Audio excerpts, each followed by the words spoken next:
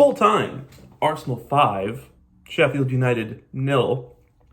I think that went about as perfectly as you could have hoped for, really.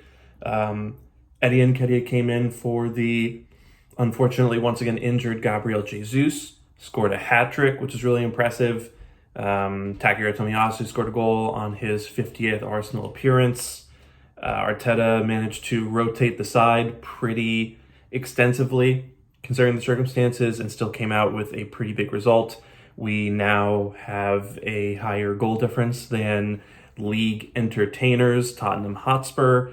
And if it weren't for 9-man Liverpool conceding that last-second own goal when they played Spurs, we would be sitting pretty at the top of the Premier League table. But those are things we can't control. What we can control is the game in front of us today. And again, we performed really, really well. And we have to be flat track bullies when we get the opportunity to be so, right? We've been playing a lot of difficult games recently. We've gone to Chelsea, we've hosted City, we've gone to Sevilla, who, gave Real Madrid trouble before we went to play them. So, when you get these opportunities against what I think is a pretty historically bad team in the Premier League context, I haven't seen a team perform this badly in a Premier League season since Derby County in 2008. So when you get an opportunity to play a team like that, you need to make a statement. You need to win pretty convincingly, and that's what we did here. So let's hit the winners first. Winner number one, I think, is pretty obvious. It's Eddie Nketiah, right? He's been very maligned, quite a polarizing figure in terms of the center forward discussion at Arsenal Football Club. And, Gabriel Jesus, I think, is at this point the established, accepted starter for 99.9% of Arsenal fans. I don't think that's something you can really debate in terms of who our best center forward is. It's very clearly Jesus. But once he got injured, there was very much an open conversation as to whether Havertz should take that role or whether Nketiah should once again be trusted to lead the line. And I was on the side that Havertz should be given a shot, right? I think Nketiah, for the most part, has been a little disappointing to start this season. Obviously, last year, he came in and filled in admirably for Jesus when we missed him for 4 months and kept us top of the table. I still think almost against the odds. And I just think Nketiah's game is such that his hold-up play is decent. He can contribute and build up. He runs the channels very well. He's very good at being at the right place at the right time. But he very much is a guy who, if he's not having a great day, he needs to get a goal. Otherwise, it's not a very useful performance from him. But today he got more than one goal. He got the hat trick, and it took some skill. Definitely the first goal, Declan Rice, I think, played a really nice ball into the penalty box, and Nketiah managed to take a really nice first touch to get past his man into the 6-yard box. That was always going past the keeper at that point, 1-0. And then he also popped up at a really good spot during a corner kick routine to just slam home a loose ball. And then the more uncharacteristic one out of the three of these goals was him taking that shot from outside the box and absolutely nailing it into the top left corner. And it's a really convincing performance. It was a nice performance to see. Again, I haven't necessarily been Nketiah's biggest fan, but we're probably going to miss Jesus for a few weeks, and we're going to need people to step up. And Nketiah, I think, showed very convincingly that he can do so. Now, he's up to 12 goals in his last 25 assists. I think that's a pretty decent return for a backup. Could have been 13 if he'd taken that penalty, but he very selflessly decided to give that to Fabio Vieira. So hopefully this is the start of things to come from Eddie Nketiah, because if we're not going to use Havertz at center forward, then we are going to need Nketiah there. Second winner. Let's go with Emile Smith-Rowe. I wasn't overly impressed by his performance, but, there were rumors circulating ahead of the match that Smith Rowe had earned himself a start as Arteta was looking to rotate things a little bit. Apparently Odegaard picked up something of a knock. I'm not sure how serious it is, but wasn't comfortable to play today, apparently, according to Mikel Arteta. And Smith Rowe has apparently been impressing in training, right? And, there are people saying, quote unquote, he's got his burst back. So hopefully that's true. If it's true, that's really encouraging. So he got the start today. And I think that says a lot about his trajectory. Again, not amazingly impressive or anything like that. I think he put in about a 6 out of 10 performance. But, the fact that he's getting this start when Arteta could have, very understandably turned to Fabio Vieira or maybe opted for Leandro Trossard at that left 8 role, or, maybe even gone with Alexander Zinchenko, who, is now competing, I think, with Takahiro Tomiyasu for the left back spot. There were options. He could have even, done the Jorginho at 6, Declan Rice at left center mid thing again. But he went with Smith Rowe to rotate his 8s in his midfield. And I think that says a lot about perhaps Smith Rowe having risen in the standings in Arteta's mind based on how he's trained and how he's looking. So, we're talking about a guy here who over the last couple seasons has repeatedly been spoken about as, someone we might sell. There were rumors a couple seasons ago about Aston Villa being interested in putting in a bid, I think, of £35 million. And I think there was a point, back end of last season, maybe during the summer, where people would have taken that $35 million. But yeah, it's really encouraging that Smith Rowe came in and, played those minutes. I think he got most of the match, was subbed off. Maybe that suggests that Arteta kind of has an eye on perhaps the upcoming EFL match on Wednesday, maybe next week's match in the Premier League, and maybe is just looking to save Smith Rowe to give him more minutes down the line. Which, again, if that's the case, means good things for Smith Rowe. Glad to see him back in the manager's consideration. Glad to see him back on the pitch. And if he keeps getting those minutes, I'm sure he will start turning in better and better performances.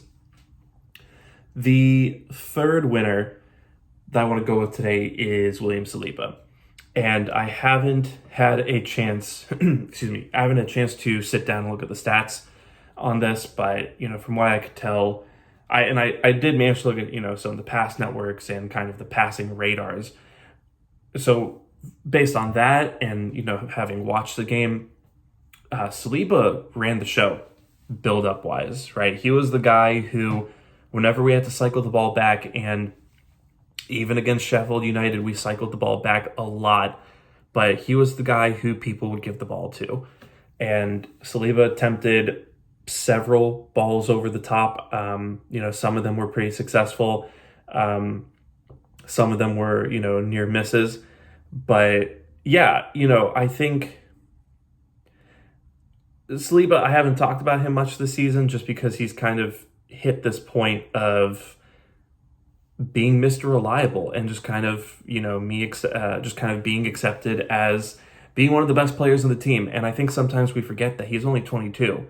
And it's absolutely crazy that a 22-year-old center back is one of the best players at Arsenal, at a team that finished second last season and a team that is now competing for the Champions League and competing for the Premier League. And, let's not forget, as soon as Saliba went down last season, that's about when our title challenge started collapsing. That's when the wheels started coming off. So, he was in charge today. He was the man. Sheffield United couldn't really cope with him. They tried a couple of those balls over the top, and his pace and his his athleticism and his, imposing physique that he uses so well, it just kept the Sheffield forwards absolutely quiet as a church mouse, and he contributed greatly to that clean sheet. So, he's really a complete two-way center back. Amazing defender, very smart for his age, but also just pulling all the strings from that back line. So he's generational. He is an absolutely generational player, and yeah, just so lucky to have him at Arsenal. And then the third winner, or sorry, not third, the fourth. By the way, we're gonna do 4 winners and 2 losers because I'm having trouble thinking of losers from a 5-0 game, and I think that's understandable. But the final winner, the fourth winner, is Mikel Arteta. And the reason I'm picking Arteta is because last season, it really felt like he didn't trust his squad. Just kept rolling out the same 11 over and over and over, played guys until they got injured, and the injuries really started piling up at the worst possible time last season. I don't think that's in no small part to the fact that some of these guys just played as many minutes as Arteta could pump into them. This season, though, he has, I think, a bigger squad, a better squad, and he's really starting to make use of it. He's really starting to trust it. We made 4 changes from the Sevilla game. We put Zinchenko back in for Tomiyasu. We played Havertz at right center mid instead of Odegaard. And Nketiah played up top for Jesus.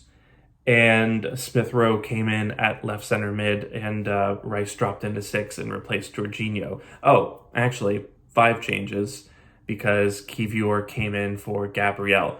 So a couple of those changes obviously were forced due to injury. I still have a feeling that Nketiah might have played anyway, but there's still 3 changes in there that were not forced by injury.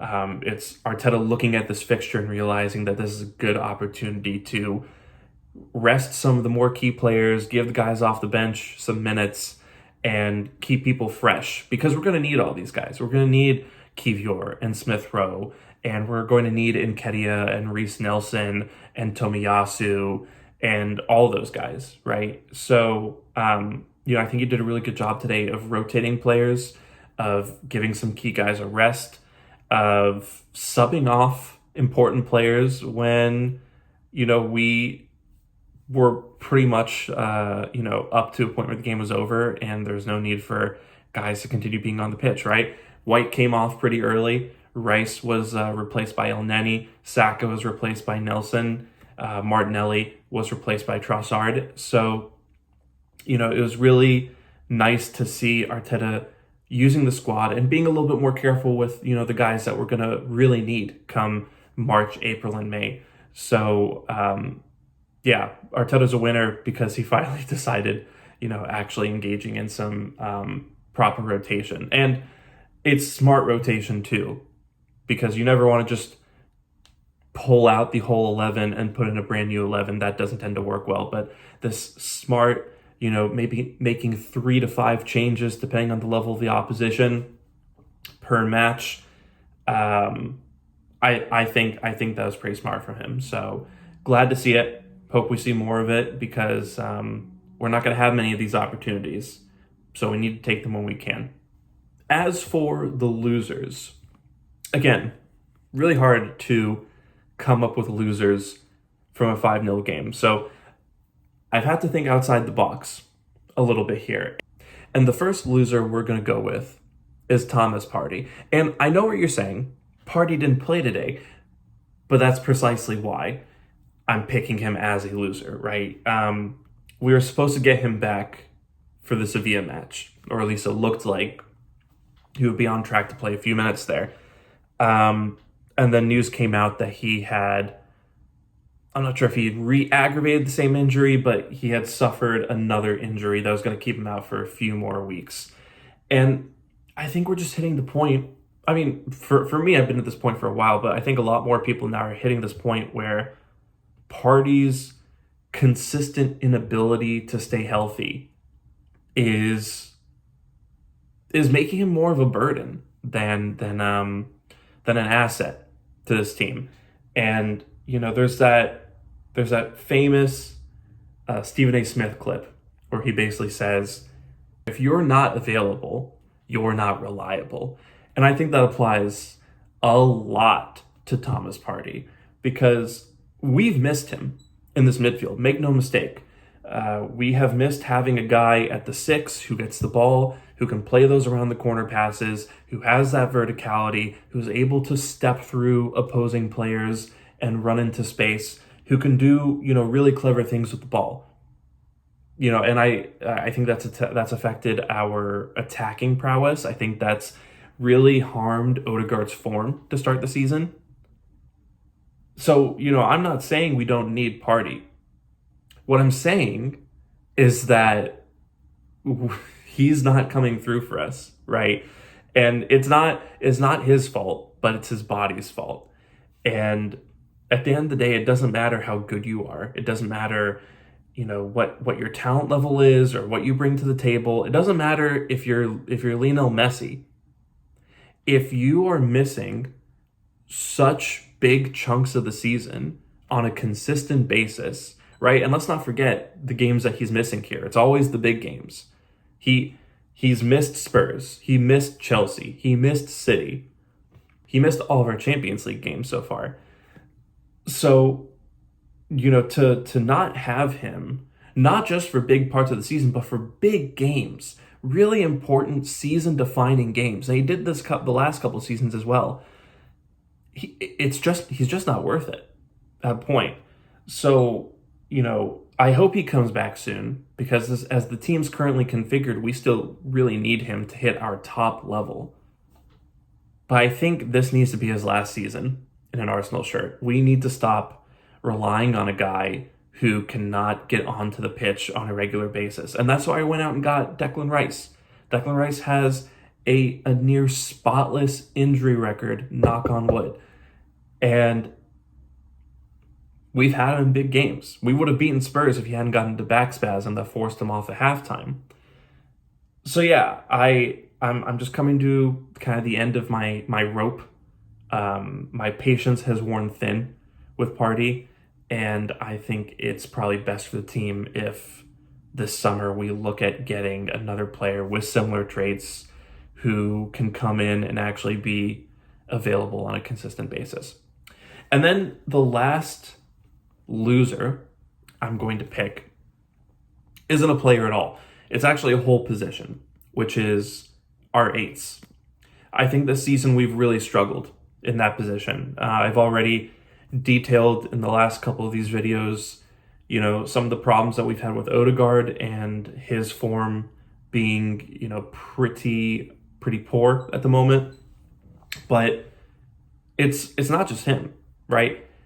Havertz hasn't really had a good start to the season, good start to his career at Arsenal. And against Sheffield United, he was fine, right? But he's not incisive. He doesn't take risks. He doesn't run at defenders with the ball. He doesn't take shots.